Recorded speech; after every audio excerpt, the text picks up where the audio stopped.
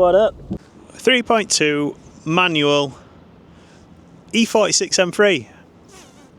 Now I'm a big fan of these. Lauren isn't. She prefers a Mini. However, I've had these before.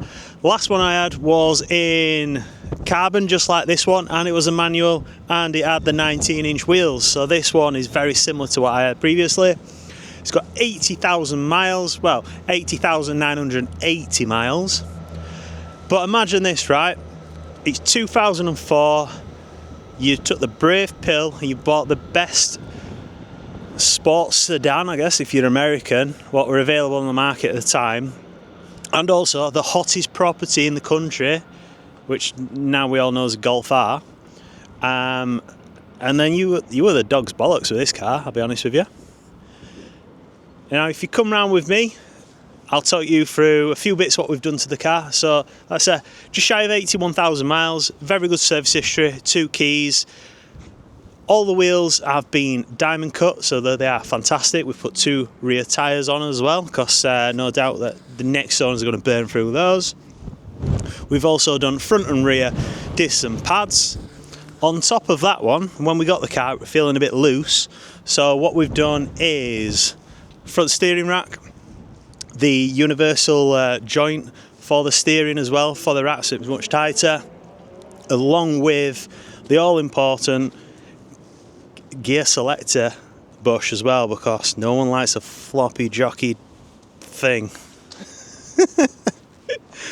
But yeah, over and above that, we've also done the upper control arm bushers. They are polybush now, and the lower control arm bushers, and a 4-wheel alignment, and a full service. So this one is ready to go. It was sold last year by a dealer and traded in at a main dealer, and then we picked it up.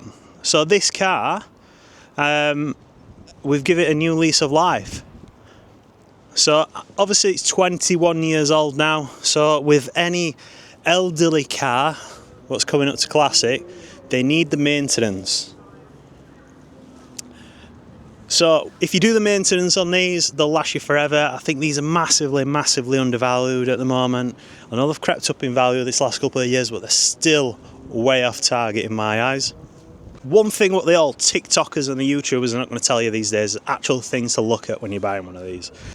So E46s in general have a terrible reputation for rotting in the arches. This one is perfect inside and out. There's absolutely no bubbling. The paintwork on this is unbelievable, and especially at the rears is where they go as well. I did see one on eBay over there, and it was like $7.5 grand, and the thing, well, you could put your fist through it. It were a nightmare, but the guys still wanted $7.5 grand for it. So these are an absolute bargain. Manual car, fantastic colour. As it's convertible, this one you'll actually be able to enjoy on Sunday. It's not a track car. We're not rebuilding it. We're not putting a supercharger on it. You're actually buying it to drive it, because you can drive this and you're going to enjoy it as well. If anyone's driven one of these before, they sound absolutely immense. By no means are they fast by today's standard, but they're still pretty quick. I mean, you've got 340 brake horsepower and a manual gearbox. It's pretty much everything you want to have these days. Anything quicker, then chances are it's 0 to banned before you know it. But yeah, as a Sunday driver, this is the car what, I'll be honest with you, everyone should be aspiring to these days. Give it 10 years, these will be unachievable. Every one of these cars needs a bit of maintenance. You can get the cleanest car in the world, but everyone's going to talk about the big 3. The big 3 being the subframe at the rear. Not really a thing on the convertibles, obviously they were strengthened. We've had this down, we've checked it, this is great. The Vanos and the rod bearings, now I'll be quite honest with you, if they haven't had them by now, I'd be very surprised if they're going to go, because how often do you see that they're actually gone? The engines in these days go for about 7 grand, so the car's an absolute bargain because everyone wants the engine. Shall we go for a drive? Right, where did I put the key? That's not it. That's not it. That's not it. Have you got it? This one's like a Bugatti style one. Put this on here. Right, so Oh, nice and smooth. So these cars, to be fair, are just like this one. Rev really high, you want to scream them through the gears. Chances are you're never really going to get out of third. But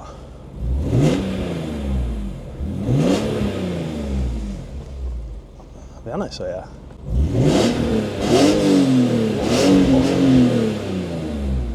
They sound mega for a standard car. Like, this has got nothing on.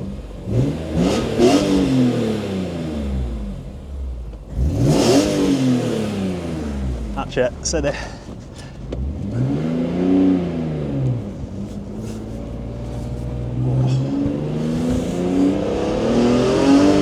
I need to bed brakes in a little bit. Not gonna do a burnout. I'm not gonna do a burnout.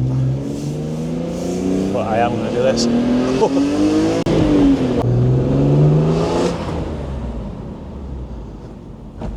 These sound mint, I'll be honest with you. I don't even know what to say. There's nothing more to say than that it sounds mint.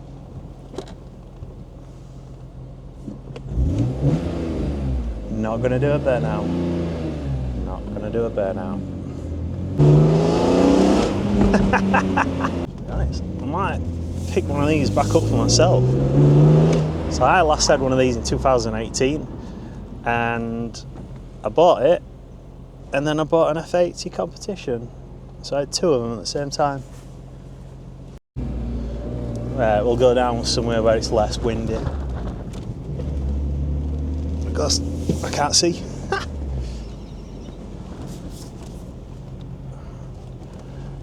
Right, usual spot. So, 80,980 miles. This one will be going live on Auto Trader, eBay, our website, maybe some owners clubs.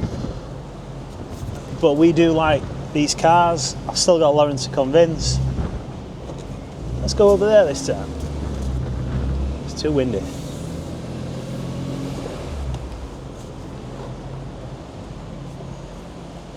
What do you think? Still not a fan? It's okay. It's definitely a man. I guess it's a man thing. Is E46 a man thing? I've had them all other than an E36 now.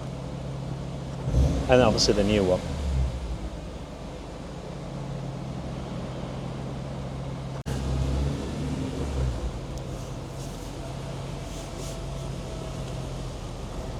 Ooh, multi-story car park rev, is it?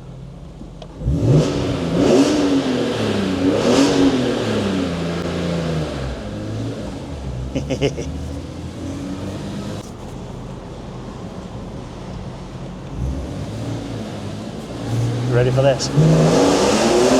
Oh yeah. Much spice. Right, let's go before we get banned out of it. No one wants a section 59 for working. But yeah, it drives loads better since we did all work. Not gonna do it.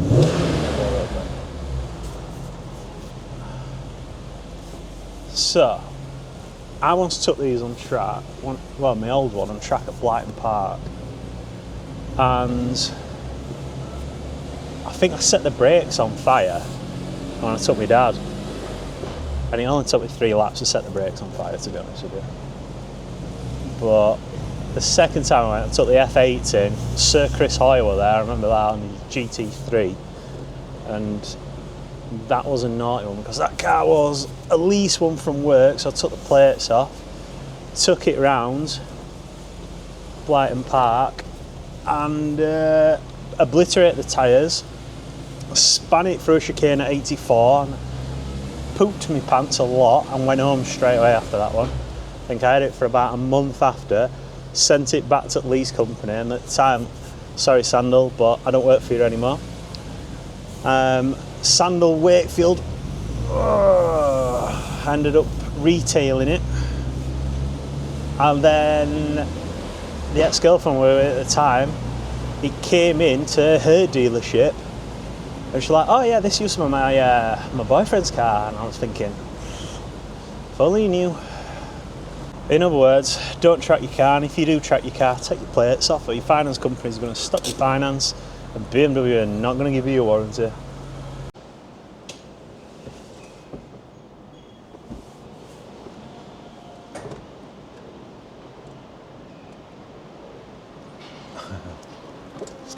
They're never fast.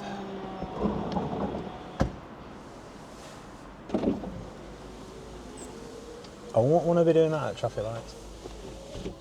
Not quick ones anyway.